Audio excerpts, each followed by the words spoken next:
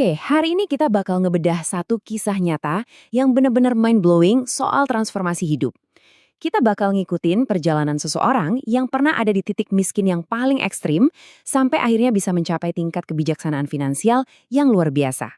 Nah, ini bukan cuma sekedar teori di atas kertas ya. Ini tuh semacam cetak biru atau blueprint dari pengalaman bertahan hidup, gimana dia menguasai emosinya, dan strategi alokasi kekayaannya yang super brilian dari David Noah. Yuk, langsung aja kita mulai. Coba kalian bayangin memori kelam yang satu ini deh. Di umur 15 tahun, kehidupan David Noah tuh hancur lebur karena keluarganya bangkrut total akibat bisnis tambang ayahnya jatuh. Dari yang tadinya hidup nyaman di kelas menengah, tiba-tiba semuanya balik jadi nol. Saking bokeknya nih ya, pas temannya pesan makan siang, dia cuma bisa minum sisa kuah kaldu temennya itu. Momen penuh rasa sakit inilah yang justru jadi titik balik paling utama buat dia. Masuk ke bagian pertama, berawal dari titik nol, sebuah transformasi dari rasa sakit. Begitu keluarganya bangkrut di tahun 2015, dia nggak pakai lama langsung gerak. Dia mulai jualan makanan ringan dan custom case HP di sekolah.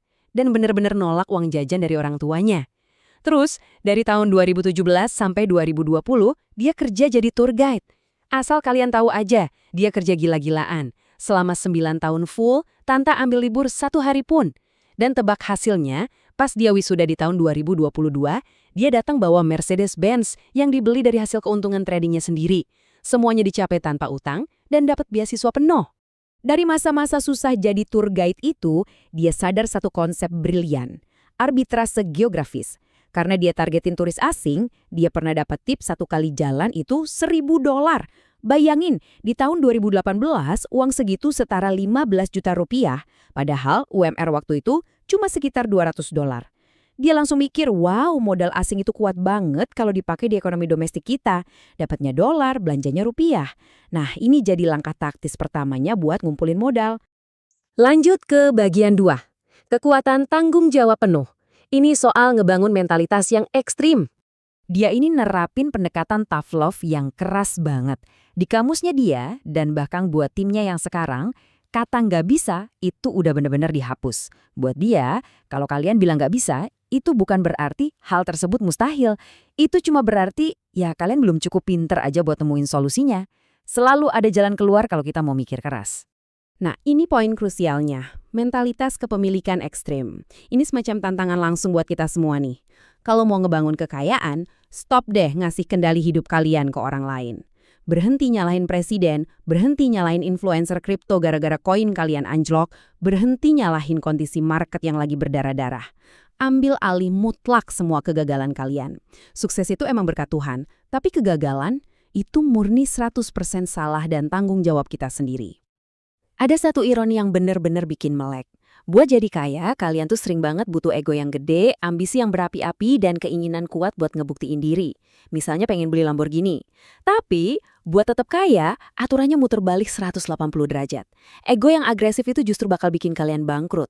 Buat nahan kekayaan itu tetap ada, kalian butuh kerendahan hati, buang jauh-jauh gengsi, dan super fokus pada yang namanya mitigasi resiko. Kalian udah nggak hidup buat ajang pembuktian lagi. Kita masuk ke bagian 3, strategi keuangan 2 arah. Ngeliat gimana evolusinya menuju kedewasaan finansial. Kalian pernah dengar istilah return on happiness nggak? Jadi, pas David nyentuh angka kekayaan tertentu, dia sadar satu fakta penting. Numpuk uang terus-terusan itu lama-lama bakal ngasih diminishing returns, atau efek bahagianya itu makin lama makin mentok. Bedanya punya 100 miliar sama 300 miliar, itu nggak ngubah kualitas hidup secara signifikan loh. Makanya dia berhenti ngukur sukses cuma dari duit, dan mulai ngukur dari seberapa besar kedamaian emosi dan kebebasan yang dia dapat dari tiap keputusannya. 15%, itu adalah angka anjloknya indeks saham IHSG dalam 1 bulan terakhir yang dibahas di sumber materi kita. Angka ini tuh secara sempurna nunjukin volatilitas emosional yang kejam banget kalau hidup kalian murni cuma ngandelin pasar modal. Bayangin, portofolio kalian minus belasan persen, dan kalian nggak punya jangkar emosional lain. Wah, bisa depresi berat tuh. Disinilah letak kebijaksanaannya. Di saat market lagi penuh ketidakpastian, entah karena isu perang atau kebijakan baru, kadang ya, megang uang cash dan gak ngapa-ngapain itu justru keputusan paling jenius. 0% itu jauh lebih baik daripada rugi bandar kan? Menjaga mental tetap waras itu seringkali berarti kita harus kuat nahan godaan buat trading pas arah market lagi nggak jelas. Bagian 4, transisi ke ekonomi lama. Gimana dia nemuin keseimbangan bisnis? Yuk, kita bandingin dua dunia ini. Di satu sisi ada new economy, kayak kripto, AI, sama saham. Potensi untungnya emang nggak ada batasnya. Tapi ya gitu, volatilitasnya bisa bikin mental hancur. Ini emang alat buat cepat kaya.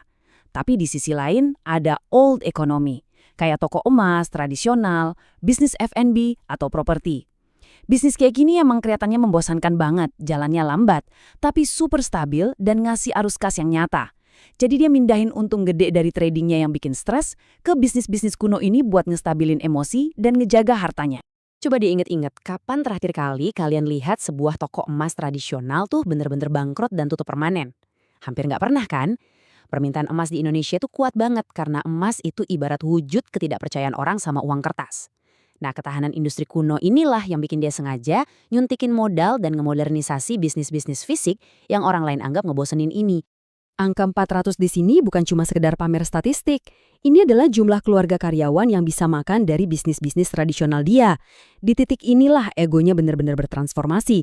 Daripada ngebuktiin diri pamer deretan supercar, dia nemuin tujuan hidup yang jauh lebih dalam. Bebas finansial yang sesungguhnya buat dia adalah pas uangnya itu bukan cuma jadi berkat buat diri sendiri, tapi bisa ngidupin ratusan orang lain di sekitarnya.